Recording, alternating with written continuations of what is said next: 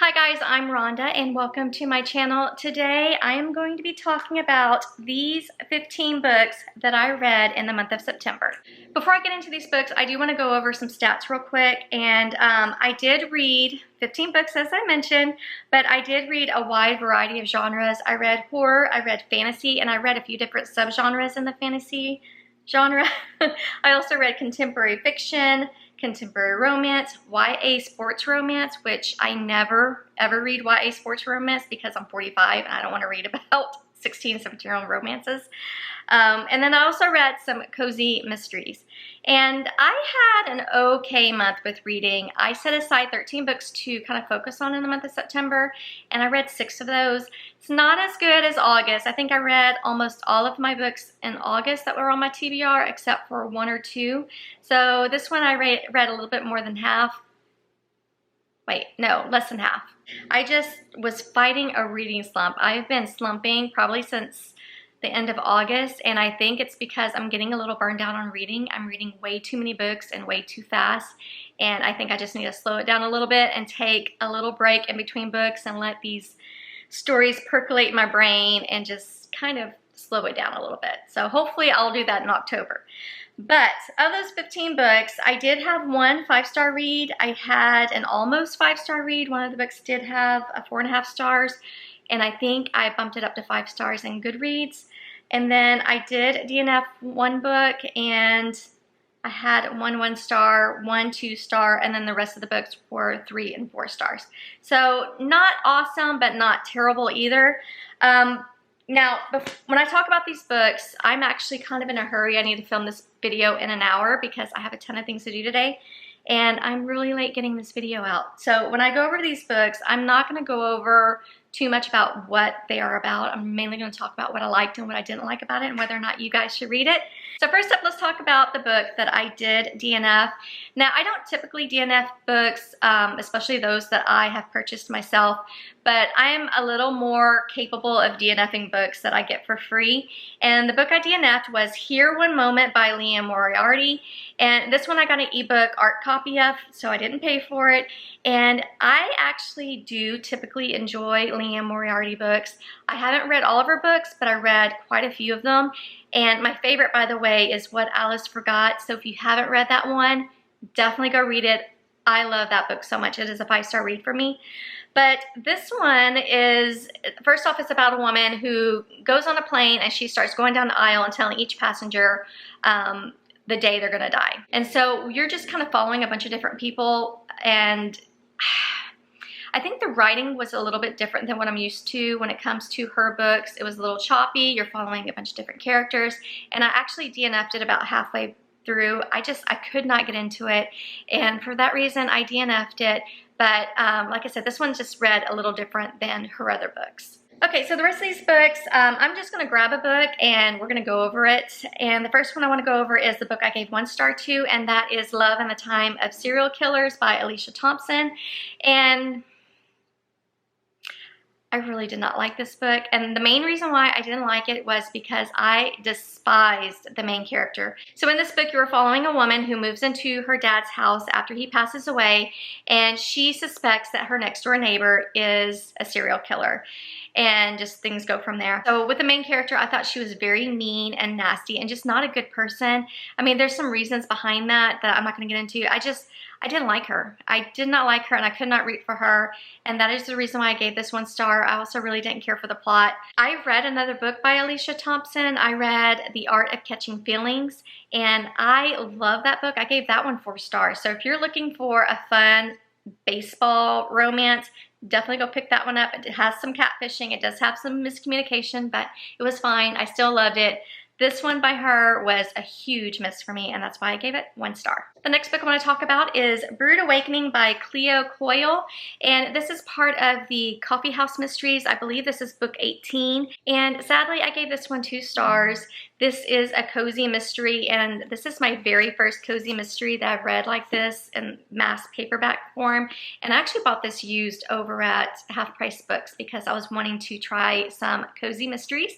And this one is about a woman who, I can't remember if she owns a coffee house or if she's a manager, but she wakes up one day on a park bench in New York City with amnesia. And the last thing she remembers is things happening 10 years ago. So she wakes up on this park bench, can't remember anything from the past 10 years. So not only is she now engaged, her daughter is a full-grown adult, and her ex-husband, who she despised 10 years ago, apparently they have a good relationship now. So she's trying to piece together what happened to her. Obviously, there's a mystery to solve. And I kind of got bored with this book. I felt like not a lot was happening. I love the plot idea. I don't mind an amnesia trope if it's done well. And I thought I would like this one, and it just wasn't for me. The writing was fine. So with this one, I just thought the pacing wasn't there, and I kind of got bored with it. The writing was fine. Now, I do know that one of you commented on one of my other videos and said that you're reading the first book in this series and you're having a hard time putting it down and you're loving it. So I'm wondering if maybe I should have started with the first book and just kind of made my way through this whole series, and maybe I would enjoy this better. But if you're watching this video and you read this one, let me know if you think I need to go back and read that first book. But this one, it just kind of missed the mark for me, and I gave it 2 stars. Okay, so the very first book that I read in September was, I feel like, the quintessential book that people need to read in September, and that was The September House by Carissa Orlando. Now, this one is a horror book, and it's about a woman who her and her husband buy this beautiful Victorian house a few years ago, and every September, the ghosts in this house start acting a little crazy. Things in the house start getting a little more malevolent. The house, or the walls, are bleeding.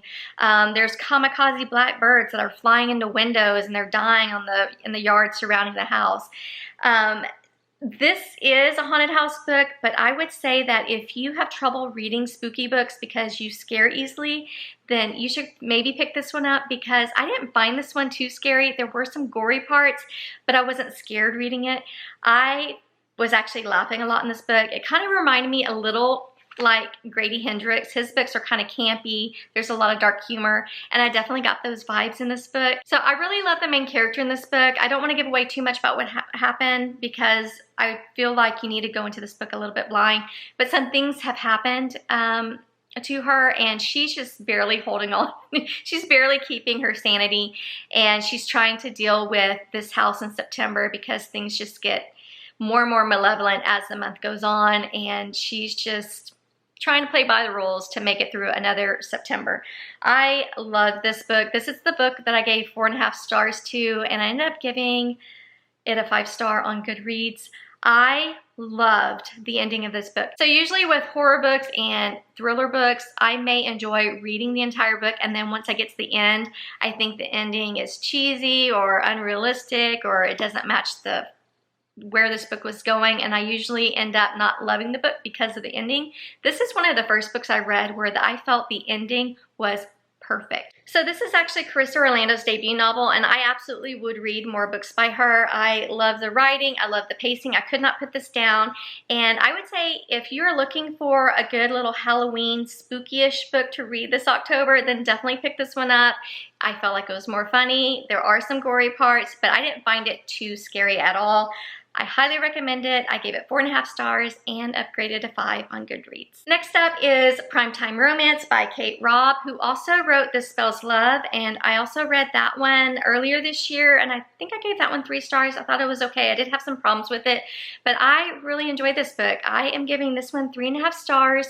Now, this one is a contemporary romance with magical realism, and it is about a woman named Bryn who she's newly divorced, and in order to afford her mortgage, she rents out one of the rooms in her home to her brother's best friend, who obviously is a good-looking guy. And so on the eve of her 30th birthday, Bryn and her roommate Josh are watching Carson's Cove, which was her favorite television show from when she was a kid. Basically, Carson's Cove is a teen soap opera that is very reminiscent to Dawson's Creek. And it was her favorite show growing up, and her and Josh are watching it, and they magically get transported into the television show. And they are both actually main characters in that show. And the whole point is to give this show the ending it deserved, because apparently Carson's Cove was just canceled. There was no final season. There was no closure in this story. And so the whole point of being in this magical realism situation is because they need to give this show a proper ending. And so really that's all you need to know. I really enjoyed the writing. I was looking for something light and fluffy, and this definitely gave it to me. It definitely reminded me of the movie Pleasantville. If you've seen that, you may know what I'm talking about. If you haven't, it is a show from the 90s. It has Reese Witherspoon, Tobey Maguire, and the late Paul Walker. And Reese Witherspoon and Tobey Maguire play brother and sister, and they are sucked into a television show that is set in the 50s. And it is a beautiful movie. It sends a great message. So this one definitely reminded me a lot about that. And I just really enjoyed it, and that's really all I can say about it. It was just a very cute, sweet, fluffy contemporary romance. And if you're reading a lot of fantasies, a lot of dark horror or thrillers, and you need something to kind of break that up and kind of give your brain a rest from all that darkness, I would say definitely pick this up. It was super cute, and I highly recommend it. I gave it 3.5 stars.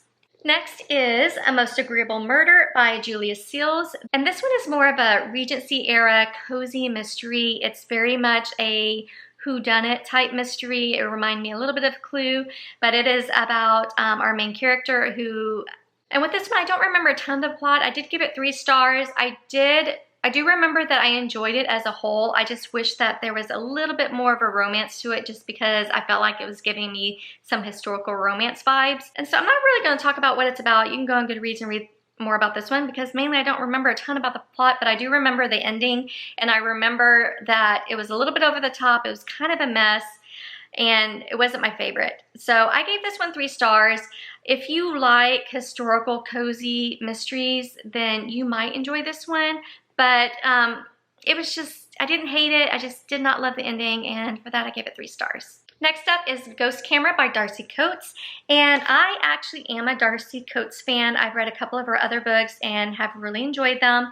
This one I bought thinking it was a full-length novel about a ghost camera, and I was mistaken. This is actually a book of short stories.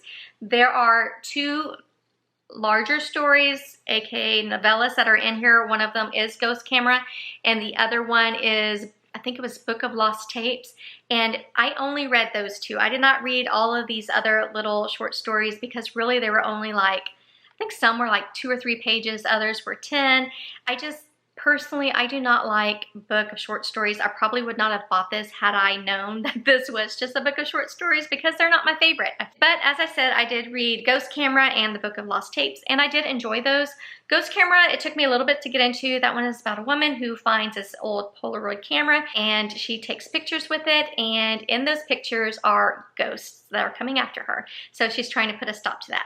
I enjoyed the story. It took me a little bit to get into it, but once I was invested into that story, which is about 100 pages long, it did go by pretty quickly. And then the other short story called, I think it's Box of Lost Tapes, I believe that one was 110 pages. I could be wrong, but I actually enjoyed that story a lot more than Ghost Camera. It is about a woman who moves into a new house with her daughter, and in her daughter's closet, she finds a box of old VHS tapes. She gets a hold of VCR, and she plays these tapes, and these videos are just creepy. It definitely reminded me a lot of the video The Ring, and if you've seen that video, you know what I'm talking about. It was very creepy.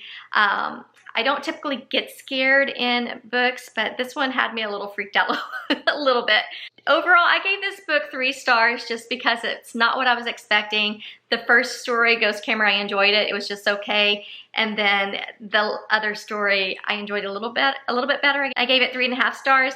I think overall, if you have not read Darcy Coates, don't read this one. Go read The Haunting of Ashbury House or Craven Manor. Both of those are excellent, and I would recommend those over this one.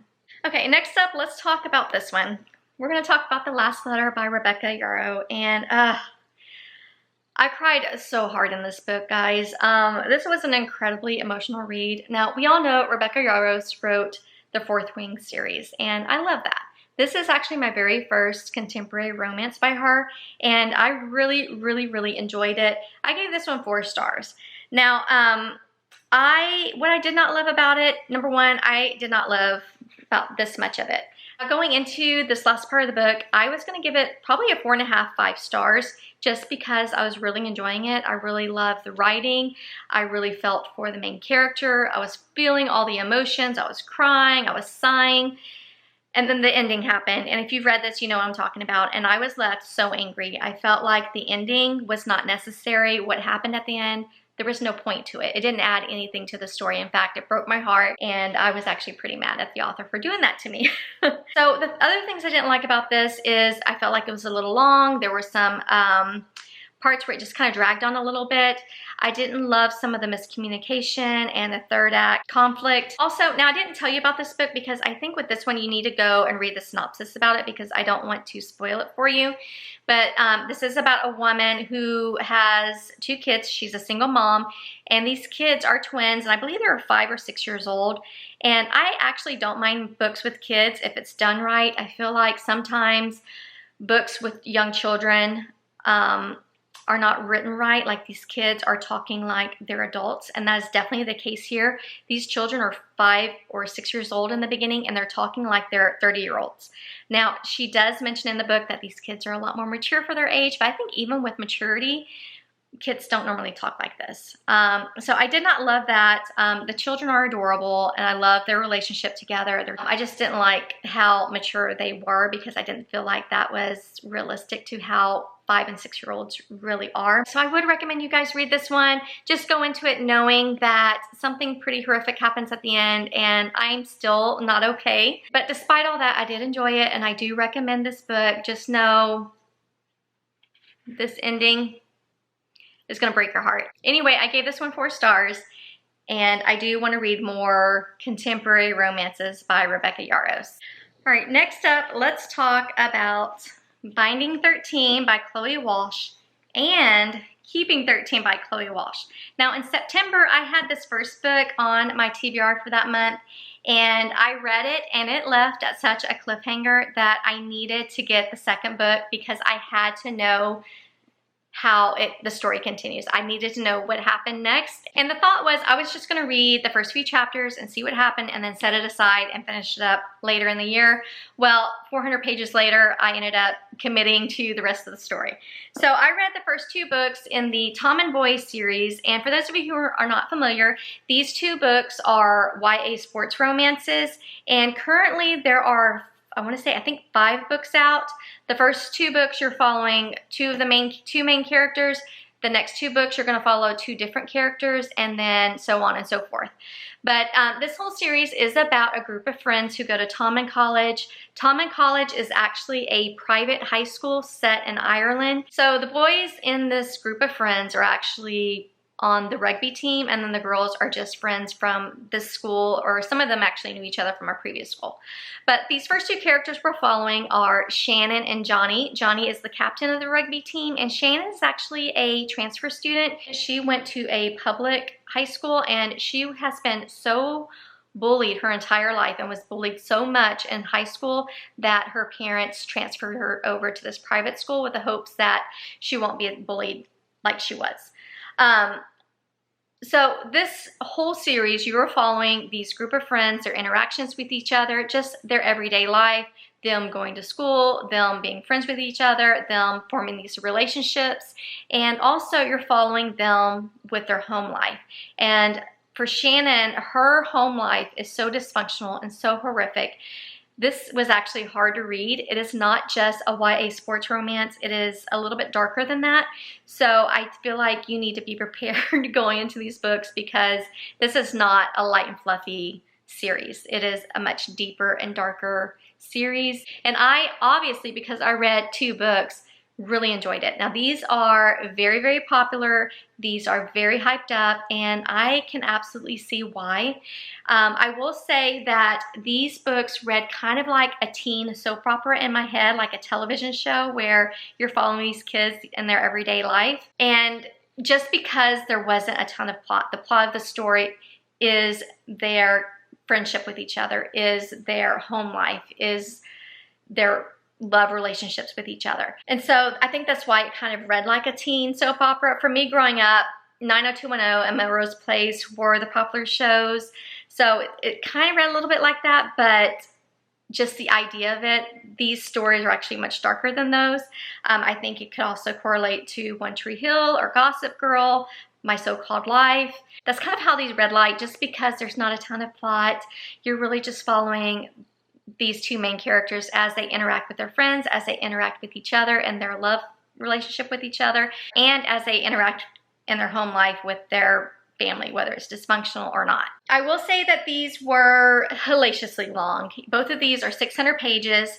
These pages are Bible paper thin, and the writing, the type on here, I don't know if you can see that, is super duper tiny. I think in previous editions, these were like 800-900 pages a piece. And even though they are so long, I flew through these books just because there's so much in-depth dialogue. I think I read the first one in 2 days, and the second one I think took me 3 days. So overall, these two books took me less than a week to read, which is crazy. I think that really proves how good they were and how easy they were to read. I am 45 years old. I don't typically read YA sports romances because I feel like I'm not in the right age bracket and I'm just not interested in reading about that. However, I think anyone 17 and up can read these books. Even though I love these books, I did give these each originally 3 stars on Goodreads just because they were so long. The dialogue was kind of basic and very in-depth and simplistic, I guess. And I feel like 200 pages could have been removed from both of these stories and you would still get the same impact as they are now. Does that make sense? I feel like they could be a lot shorter. And because of that, I originally gave it 3 stars on Goodreads, but as time went on, I could not get Shannon and Johnny and these other friends out of my head. I kept thinking about them. And I don't think any book that stays with me like that should be a 3-star read. I think they're much better. So I ended up settling on 4 stars with both of these. I do recommend them. So if you're my age or older, but you've been hearing a lot about these and you're not sure if you should read them just because they are YA sports romances, I would absolutely encourage you to read these books. They were very, very good. Despite some of the writing, despite some of the simplistic dialogue, I still enjoyed them. And I would 100% recommend you reading these books. And I plan to continue with the series. In fact, I have the next 2 books on my TBR cart. I don't know when I'm going to get to them, hopefully later this year, if not the beginning of next year, but I do want to read about the other people in this friend group, and I can't wait to get to it. But both of these books got 4 stars, and I do encourage you all to read it if you haven't already. Next up is The Spell Shop by Sarah Beth Durst, and this cover is so pretty, and this is totally the reason why I bought it. So this book is a cozy fantasy that is full of whimsy, and really it's just about a woman who is escaping her city that she lives in because there's a war. She moves to this little island and she fixes up her family's cottage, and she starts selling spells behind a jam shop front, if that makes sense. These spells are illegal in this area. And the spells are just to make everyday life easier for the people in this community. They've fallen on hard times, they've had bad weather, the crops aren't growing, so really that's what the spells are for. And I did enjoy it. I enjoyed the writing. I thought it was really flowery and pretty writing. I don't know that cozy fantasies and whimsical fantasies are for me personally. I think I need more high stakes when it comes to my fantasies. I feel like if there's not high stakes, there needs to be a very big romance plot. Now there is a romance in here, but I feel like I needed more when it came to the romance just because there wasn't a lot of action in the story. So I kind of got bored with this one, but what I did like about this, I loved the writing. I thought the writing was really pretty. I loved just the sense of found family. I loved the message that this book was sending, and that was just that sense of community, of taking care of each other, to just always be kind, you know, and I feel like that's what this book was about. I feel like this book was just kind of a nod to wrapping your arms around your community and taking care of each other. And essentially that's what this book is about. So I haven't read anything like this before, and I just don't think that cozy fantasies are necessarily for me. I'm not writing them off. I just kind of got bored with this one, and I think I need more high stakes in my fantasy. Overall, it was fine. It was sweet. I enjoyed the messages, and I gave it 3 stars. Next is A Sorceress Comes to Call by T. Kingfisher, and I have not read anything from this author, and I really want to read more. I gave this one 4 stars. This is a gothic fantasy. It's more of a darker horror fantasy, and I was really digging that. So this book is a retelling of Goose Girl. I believe it is a Brothers Grimm fairy tale, and I'm actually not familiar with that. I've never read Goose Girl. This is about a girl named Cordelia whose mother is a wicked sorceress. She's very controlling and manipulative. She can cast spells on people and make them do what she wants them to do, kind of like a mind control. Anyway, her mother meets the squire and she kind of sets her traps on him. So through a series of events, Cordelia and her mother are invited to stay at the squire's house with him and his sister, who is, I believe, 50 years old. So Hester is actually on to Cordelia's mom. She knows that she's up to no good and she is trying to protect not only herself, but her brother, and whatever the sorceress is up to, she wants to put it into it. So Hester and Cordelia end up inadvertently working together to try to put a stop to Cordelia's mother. And I absolutely loved Hester. She was such a spitfire. She was funny. I loved her. So this is told through dual POV. You're getting Hester's POV as well as Cordelia's, and they are just inadvertently working together trying to stop Cordelia's mother from doing whatever it is she's trying to do. And I really enjoyed it. I gave this one 4 stars. I loved Hester. I loved her POV. I thought she was a spitfire. She was funny, and I loved her relationship with Cordelia. She was so sweet to her. And really the only negative is I felt like the ending was a little weird, but overall I really enjoyed it, and I gave it 4 stars, and I cannot wait to read more Kingfisher books. If you've read anything by this author, please let me know in the comments what book I should read, because I definitely feel like she is a really good author that I want to read more from. So 4 stars for The Sorceress Comes to Call. The next book I read is The Wren in the Holly Library by K.A. Lind, and this is kind of a dystopian / urban fantasy. This is a Beauty and the Beast retelling, and after reading this, I definitely got those Beauty and the Beast vibes. This is about Kiersey, who is a human living amongst other humans who live in a world of monsters. I'm talking vampires and warlocks and goblins and all kinds of different fantastical creatures. But she is a thief, and she has been hired to go to this brownstone in New York City and steal a ring from the home of a monster. And she gets caught, and her and this monster end up working together, and things evolve from there. So I ended up giving this book 3 stars, and I didn't hate it, but I didn't love it, and I know that this is going to be part of a series, and I don't know that I'm going to continue with the series, just because I felt like this book was just really slow, and I just didn't care and wasn't really that invested in it. It did take me a little while to get into this book, but I want to say around the 120 page mark, it really started to pick up. To its benefit, the writing was fine. There were short chapters, so once I got into the story, I was able to fly through it pretty quickly. But overall, it was just okay. I don't know that I would recommend it. I think there's better dystopian urban romanticities out there. It was just okay. So for that, I gave it 3 stars. Next up is The Unmaking of June Pharaoh by Adrienne Young. I really enjoyed this book so much. I guess this is a fantasy or a contemporary fiction with magical realism. This is my first Adrienne Young book, and I gave it 4 stars. I love this book so much. I love the writing.